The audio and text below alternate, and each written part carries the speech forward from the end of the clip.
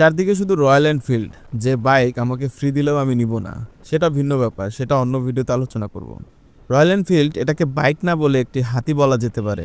সাম্প্রতিক সময়ে ফেসবুকে দেখলাম বাইকের সিট থেকে শুরু করে গিট পর্যন্ত যা কিছু আছে সব কিছুর দাম আকাশচুম্বী।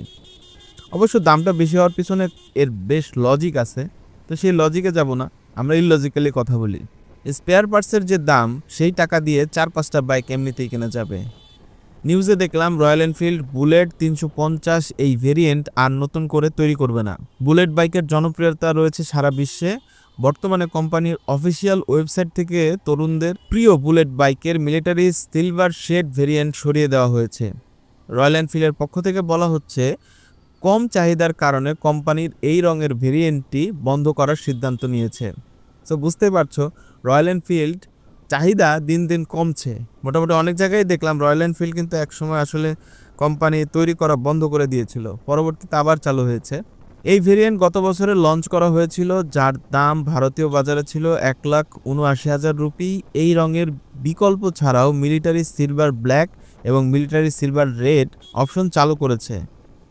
এই বাইকটা সাধারণ বুলেট 350 বাইকের চেয়ে বেশি দামি ছিল, যেই কারণে এটি এখন বন্ধ করা হয়েছে। যজ্ঞা বন্ধ হলেই কি আর চালু হলেই কি, রাস্তাঘাটে রয়্যাল এনফিল্ড কয়েকদিন পরে রিক্সা করে নিয়ে যেতে হবে।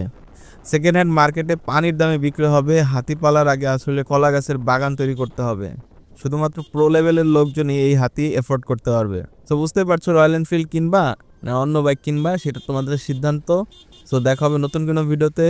এখানে যদি কারো ফসকা পড়ে থাকে, সেক্ষেত্রে আমার কোনো কিছু করার নাই। আল্লাহ হাফেজ।